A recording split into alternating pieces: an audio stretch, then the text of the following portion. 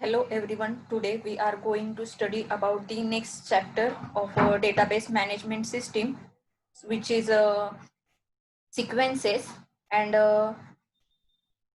next chapter is file organization. So before that we study about we know that the syllabus which have completed up to the last lecture. Okay, so we completed the chapters first and second. Okay, stored procedures and triggers. After that, we start today's session with sequences and some of the points in file organization and indexing. Okay, so we start our third chapter in unit first, which is sequences. Okay, first point is sequence. A sequence is a set of integers just like 1, 2, 3 up to infinite that are generated in order on demand. You know that what is mean by sequence. Sequence हे आपण normally सुद्धा use करतो. Sequence म्हणजेच काय तर जे by order असे set केले जातात ते काय असतात तर सिक्वेन्सेस असतात. मग त्याच्यामध्ये तुमचं 1, 2, 3 असेल किंवा तुमचे रोल नंबर्स असतील. रोल नंबर सुद्धा ऍज अ सिक्वेन्स असतो. त्याच्यामध्ये इंटरमिडिएट कुठले नंबर्स नसतात, ते एका सिक्वेन्सने ऑर्गनाइज केलेले असतात.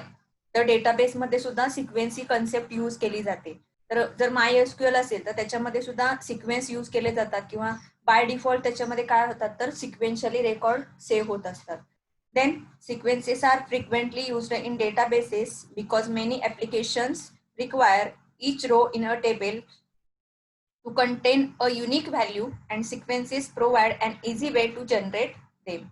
That means different applications in the database which have the only unique records in each row. म्हणजे प्रत्येक सपोज एखादा जर टेबल कन्सिडर केला तर त्या टेबलमध्ये जो काही रो इन्सर्ट होणार आहे, म्हणजे एक रेकॉर्ड जे इन्सर्ट होणार आहे तर ते रेकॉर्ड हे युनिक असलं पाहिजे, म्हणजे त्याच्यामध्ये डुप्लिकेट व्हॅल्यू आल्या नाहीत पाहिजे. तर त्याच्यासाठी जी कन्सेप्ट यूज केली जाते तर ती कन्सेप्ट आहे sequences. Then sequences are just like a counter which generates sequential numbers. जसं काउंटर सारखं असतं त्याच्यामध्ये सिक्वेन्शियली नंबर्स काउंट केले जातात. आता तुम्ही नॉर्मली सुद्धा जर एखादा सिक्वेन्स काउंट करायचा असेल तर त्याच्यामध्ये तुम्ही 1, 2, 3, 4, 5, 6, 7, 8, 9, 10 या टाईपमध्ये आपण सिक्वेन्स काउंट करतो. मग त्याच्यामध्ये ते असेंडिंग ऑर्डर असेल किंवा डिसेंडिंग ऑर्डर असेल तर त्याच्यामध्ये हे सिक्वेन्सेस या टाईपमध्ये काउंट केले जातात. That's why it is also called as a counter. Okay, तर नॉर्मली तुम्हाला सिक्वेन्सची कन्सेप्ट समजली असेल की याच्यामध्ये सिक्वेन्स म्हणजे काय असतो. तर it is the list of integers which is generated by order, that is from ascending to descending or descending to ascending. So next part is how to create a sequence. So for generating the sequence there is no need to collect any more information. So the minimum information required for generating numbers using a sequence is, जे sequence जर create करायचा असेल तर त्याच्यामध्ये काय काय आपल्याला information लागते. तर त्याच्यामध्ये एक आहे तो स्टार्टिंग नंबर. स्टार्टिंग नंबर म्हणजे सिक्वेन्स कुठून स्टार्ट करायचं आहे. सपोज जर तुम्हाला फॉर एक्झाम्पल 1, 2, 3, 4, 5 असा जर सिक्वेन्स असेल तर त्याच्यामध्ये तुमचं स्टार्टिंग व्हॅल्यू असणार आहे 1. ओके, सपोज त्याच्यामध्ये जर सिक्वेन्स असेल 11 to 20 तर त्याच्यामध्ये तुम्हाला 1 to 10 नंबर घ्यायचे नाहीयेत. जर स्टार्टिंग 11 to 20 असेल तर त्याचा स्टार्टिंग नंबर येणार आहे 11. Okay, then the maximum number that can be generated by a sequence. आता सांगितलं 11 to 20 तर त्याच्यामध्ये स्टार्टिंग नंबर असणार आहे 11 अँड मॅक्झिमम नंबर असणार आहे 20. Okay, then the increment value for generating the next number. आता हे 3 इम्पॉर्टंट याच्यामध्ये व्हॅल्यूज आहेत. तर इन्क्रीमेंट व्हॅल्यू म्हणजेच काय तर increment value for generating the next number. Suppose मला फक्त जे काही सिक्वेन्स आहे तो 1 ने इन्क्रीज करायचा आहे. म्हणजे सपोज जर 11 असेल तर त्याच्यामध्ये जो इन्क्रीमेंट व्हॅल्यू असेल 1 तर त्याच्यामध्ये जो नेक्स्ट सिक्वेन्स येणार आहे तो 12 येणार आहे. जर त्याच्यामध्ये इन्क्रीमेंट व्हॅल्यू अगेन 1 ऍड केली तर 12 नंतर कोणता सिक्वेन्स येणार आहे 13. म्हणजे 11, 12, 13 अप टू 20. ओके, जर त्याच्यामध्ये मी इन्क्रीमेंट व्हॅल्यू 2 ठेवली तर त्याच्यामध्ये जे सिक्वेन्स क्रिएट होणार आहे तर तो सिक्वेन्स कसा असणार आहे तर 11, 13, 15, 17, 19 या टाईपमध्ये त्या पर्टिक्युलर लिस्टचा सिक्वेन्स असणार आहे. म्हणजे याच्यामध्ये इन्क्रीमेंट व्हॅल्यू आपण असाइन करू शकतो जर तुम्हाला गरजेचं असेल तर. तर त्याच्यामध्ये हे 3 इम्पॉर्टंट कन्सेप्ट्स आहेत, starting number, maximum number and increment value. So see here the syntax. याच्यामध्ये तुम्ही सिंटॅक्स बघू शकता काय आहे त्याचा.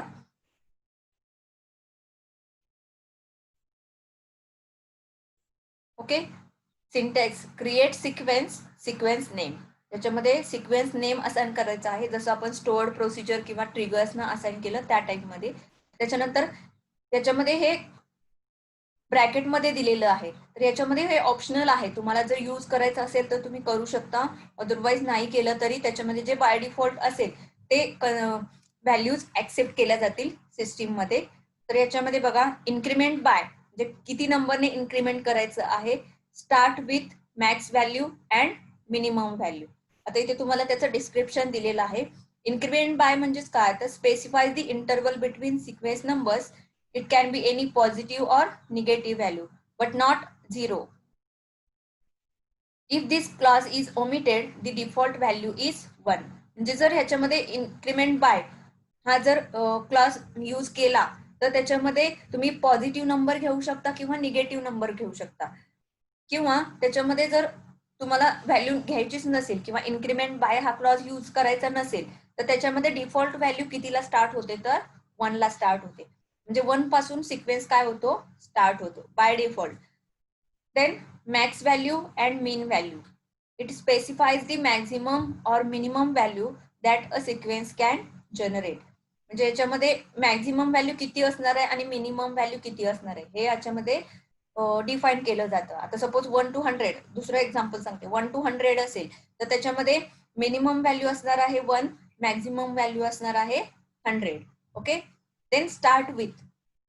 कोणत्या नंबरला स्टार्ट करायचं आहे तर याच्यामध्ये मी सांगितलं, जर तुम्हाला जो सिक्वेन्स आहे तो 1 ला स्टार्ट करायचा असेल तर तोच तिथे स्पेसिफाय करू शकता. सपोज तुम्हाला मिनिमम मॅक्झिमम व्हॅल्यू आहे 1 to 100, पण तुम्हाला स्टार्टिंग करताना 20 पासून करायचं आहे तर त्याच्यामध्ये आपण स्टार्ट विथ ही व्हॅल्यू 20 ला असाइन करू शकतो.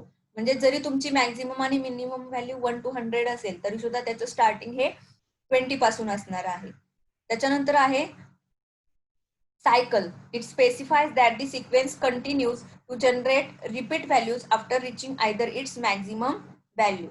म्हणजे याच्यामध्ये काय आहे तर सायकल, म्हणजे सपोज 1 to 100 हे नंबर्स याच्यामध्ये सिक्वेन्स मध्ये कंप्लीट झाले तर त्याच्यामध्ये अगेन ती सायकल रिपीट होणार आहे आणि जी व्हॅल्यू आहे ती अगेन फर्स्ट नंबरला येऊन स्टार्ट होणार आहे. म्हणजे सपोज एक सायकल कंप्लीट झाली 1 to 100 ची तर त्याच्यानंतर अगेन जनरेट होईल 1 to 100 या टाइप मध्ये. तर त्याच्यासाठी सायकल हे क्लॉज यूज केलं जातं. आणि त्याच्यामध्ये आहे कॅश.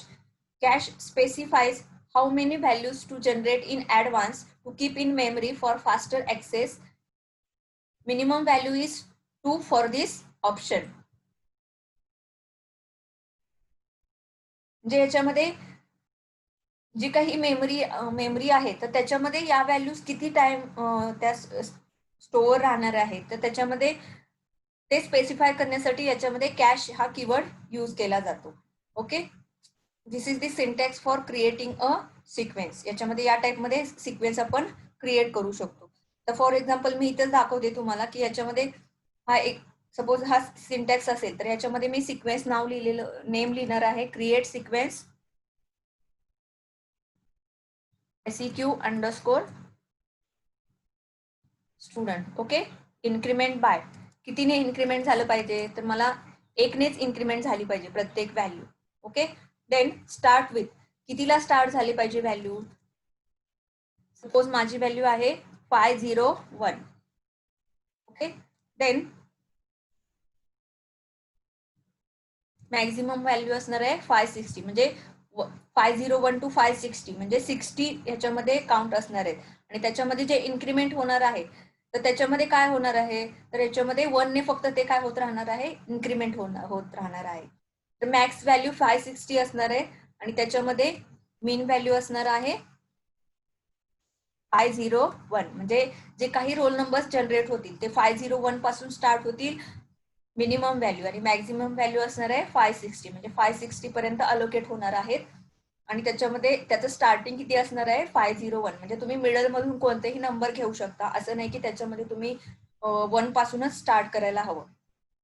तर या टाइप मध्ये सिक्वेन्स काय केला जातो, क्रिएट केला जातो. ओके, त्याच्यामध्ये एखादी व्हॅल्यू तुम्हाला यूज नसेल करायची तरी नाही केली तरी सुद्धा चालते याच्यामध्ये.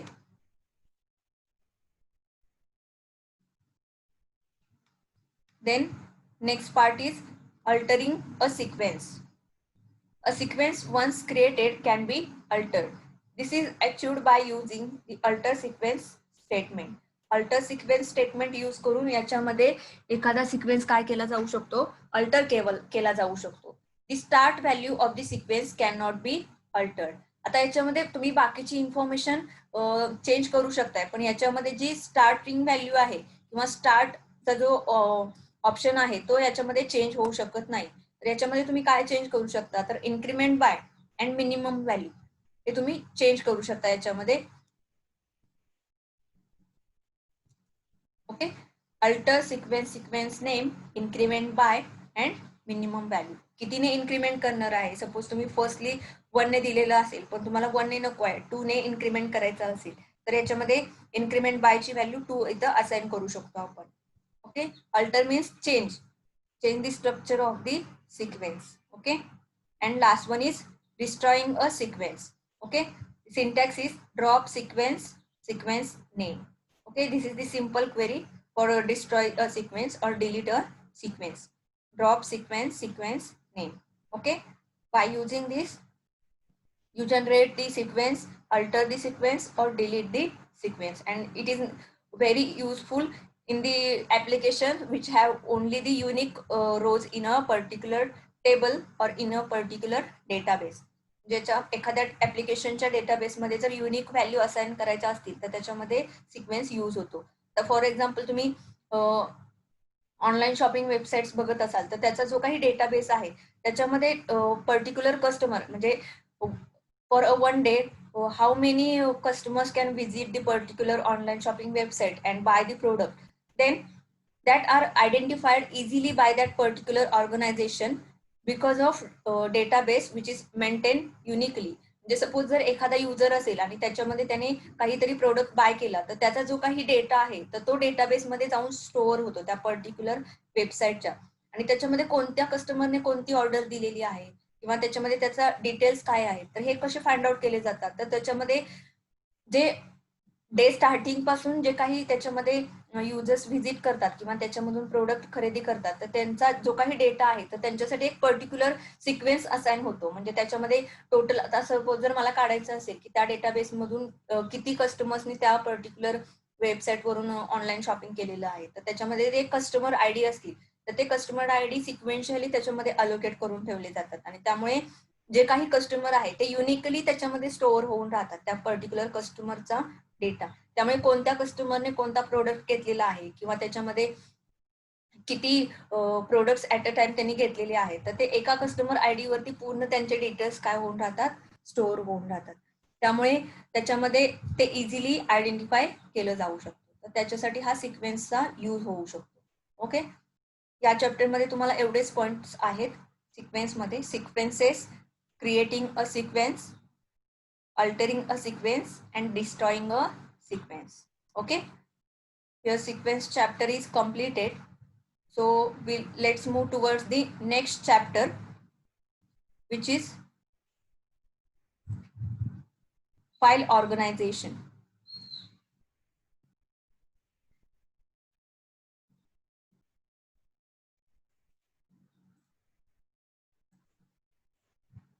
Okay, then what is the file organization? The file म्हणजेच काय, तर file is a collection of records. Okay, then how the files are organized in databases. आता डेटाबेस मध्ये फाईल कशा ऑर्गनाइज केल्या जातात. आता सिंपल फाईल आपण कन्सिडर केलं तर फाईल मध्ये काय असतात तर रेकॉर्ड्स असतात.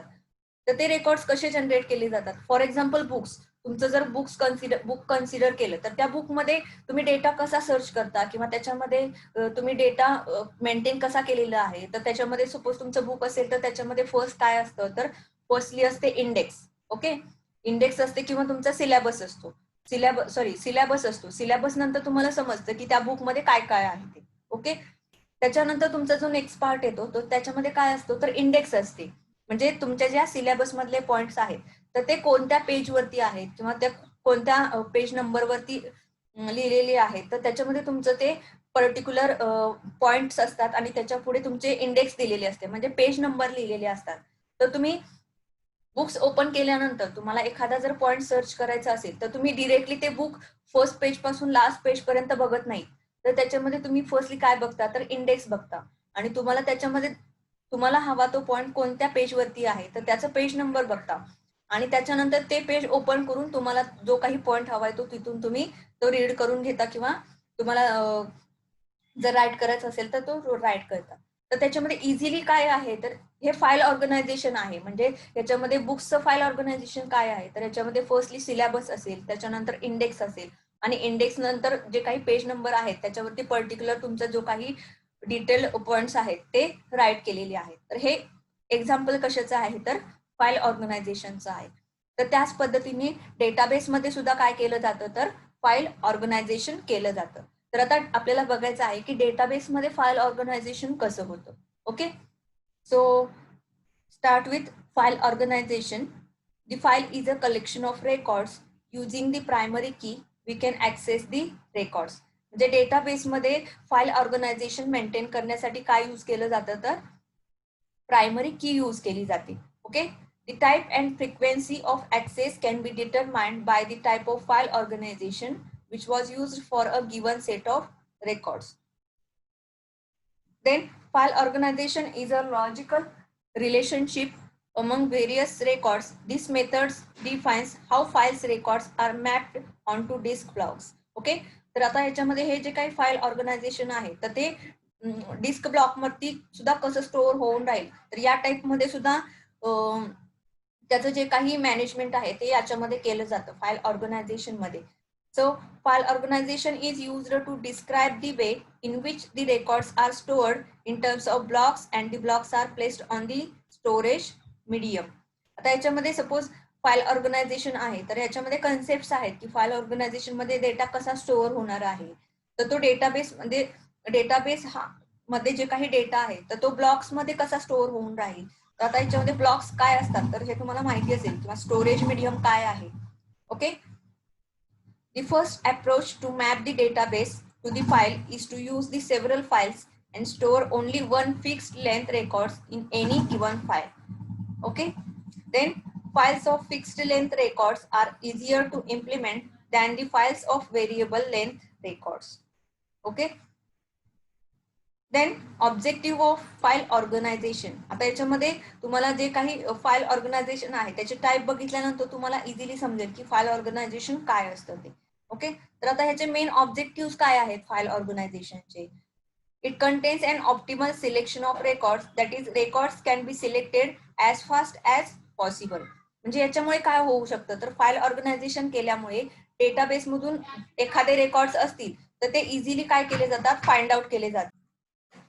Then the second one is to perform insert, delete or update transaction on the record should be quick and easy. म्हणजे एखादा जर टेबल असेल तर त्याच्यामध्ये व्हॅल्यू इन्सर्ट करणे, डिलीट करणे किंवा अपडेट करणे हे ट्रान्झॅक्शन इझिली त्याच्यावरती परफॉर्म होऊ शकतात.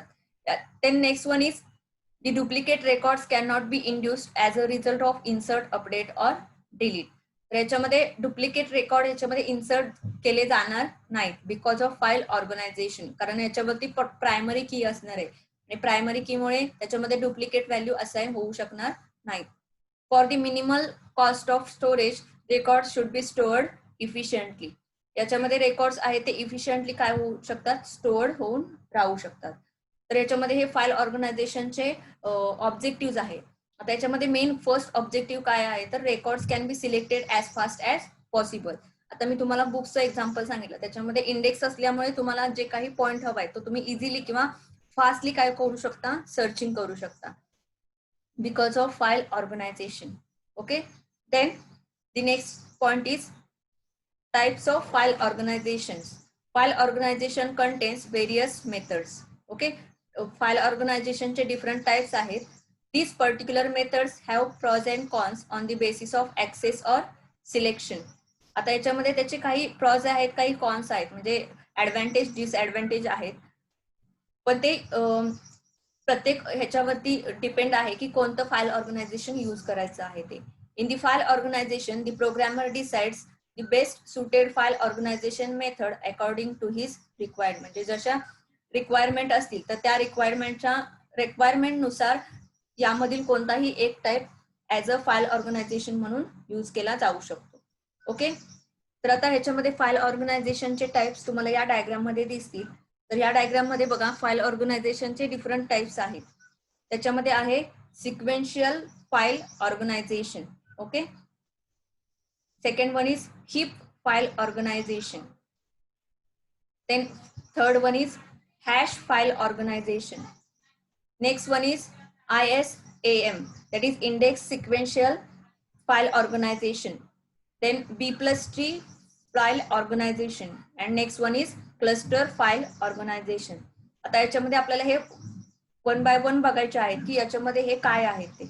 ओके, तर याच्यामध्ये हे जे काही 6 टाइप्स आहेत ते तुम्हाला वन बाय वन बघायचे आहेत. तर त्याच्यामध्ये फर्स्ट आहे तो सिक्वेन्शियल फाईल ऑर्गनायझेशन. ओके, आता सिक्वेन्शियल फाईल ऑर्गनायझेशन मध्ये तुम्हाला त्याच्या वर्डिंग मध्ये समजलं असेल की सिक्वेन्शियल फाईल ऑर्गनायझेशन काय आहे ते. Okay, this method is the easiest method for file organisation. In this method files are stored sequentially. याच्यामध्ये फाइल्स काय केल्या जातात तर सिक्वेन्शियली स्टोअर केल्या जातात. आता आपण सिक्वेन्स काय आहे तो आता लास्ट चॅप्टर मध्ये बघितलेला आहे. Okay, it contains a fast and efficient method for the huge amount of data. म्हणजे जर लार्ज अमाऊंट ऑफ डेटा असेल तर तो easily sequential file organisation use करून स्टोअर केला जाऊ शकतो. Then in this method files can be easily stored in cheaper storage mechanism like magnetic tapes. म्हणजे जर हा जर सिक्वेन्शियल फाईल ऑर्गनायझेशन यूज केलं तर हा डेटा आपण मॅग्नेटिक टेप्स वरती सुद्धा स्टोअर करून ठेवू शकतो. आता फाईल ऑर्गनायझेशन फक्त डेटा स्टोअर करणे एवढाच मिनिंग नाही, तर याच्यामध्ये जो काही मेमरी आहे तर त्या मेमरीवरती डेटा कसा स्टोअर होऊन राहतो हे सुद्धा याच्यामध्ये इन्क्लूड असतं. तर त्याच्यामुळे जर सिक्वेन्शियल फाईल ऑर्गनायझेशन यूज केलं तर त्याच्यामध्ये आपण मॅग्नेटिक टेप्स वरती सुद्धा डेटा काय करून ठेवू शकतो, स्टोअर करून ठेवू शकतो. किंवा अनदर चीपर स्टोरेज मीडियम असेल तर त्याच्यावरती सुद्धा डेटा काय होऊ शकतो, स्टोअर होऊ शकतो. Then it is simple in design and it requires no much effort to store the data. याच्यामध्ये अजून काही एफर्ट्स घ्यावे लागत नाही डेटा स्टोअर करण्यासाठी, किंवा याच्यामध्ये दुसरं काही जनरेट करावं लागत नाही.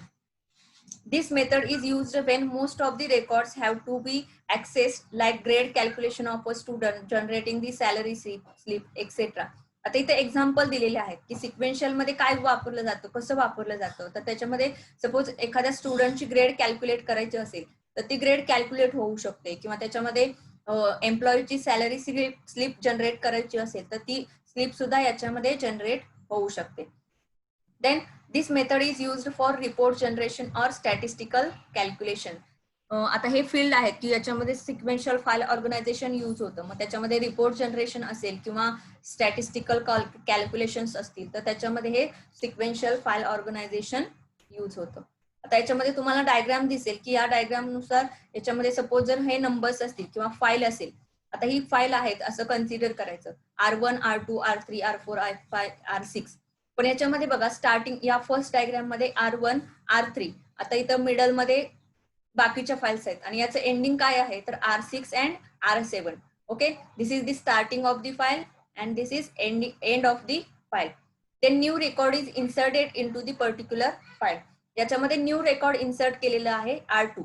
आता हे R2 कुठे जाऊन स्टोअर होणार आहे तर इथे स्टार्टिंग बघा R1 आहे आणि त्याच्यानंतर डिरेक्टली R3 आहे. पण हे काय आहे तर सिक्वेन्शियल फाईल ऑर्गनायझेशन आहे, त्यामुळे R2 जे रेकॉर्ड इन्सर्ट होईल ते लास्टला न होता, म्हणजे R7 नंतर इन्सर्ट न होता ते कुठं येणार आहे तर R1 नंतर R2 इन्सर्ट होणार आहे. कारण हा काय आहे तर सिक्वेन्शियल फाईल ऑर्गनायझेशन आहे त्यामुळे. म्हणजे याचा सिक्वेन्स काय आला बघा, R1 R2 R3 up to last याचा काय असणार आहे, R6 R7. म्हणजे जर एखादा रेकॉर्ड मिडल मध्ये असेल तरी सुद्धा ते त्या फाईलमध्ये मिडल मध्येच इन्सर्ट केलं जाईल, ऍट द एंड केलं जाणार नाही, because of sequential file organisation. Okay, this is the simple concept of sequential file organisation. Okay, जसं तुमचं रोल नंबर असतात आणि एक्झामच्या वेळेस काय होतं, तर ह्याच्यामध्ये एखादा स्टुडंट असेल आणि तो जर लेट आला तर त्याच्यामध्ये त्याचा जो सिक्वेन्स असेल तर तिथंच त्याला प्लेस केलं जातं. किंवा तुमचे ब्लॉक मधील संपले, म्हणजे ब्लॉक मधील नंबर प्लेस करून झाले आणि त्याच्या एंडिंगला बसवलं जात नाही त्या स्टुडंटला, तर त्याचा जो रोल नंबर असेल तिथं त्याची स्पेस ठेवली जाते आणि तिथं तो मॅनेज केला जातो. तर त्यामध्ये हे sequential file organisation concept use होते. ओके, जे राहिलेले नेक्स्ट फाईल ऑर्गनायझेशनचे टाइप्स आहेत ते आपण नेक्स्ट लेक्चरला बघणार आहोत. तर आता याच्यामध्ये बघा आपण रिवाइज करू की याच्यामध्ये काय बघितलं, तर what is the concept of file organisation, then objective of the file organisation, then types of file organisation. Just review बघितलेला आहे आपण. याच्यामध्ये 6 टाइप्स आहेत, sequential, heap, hash, ISAM, B+3 and cluster.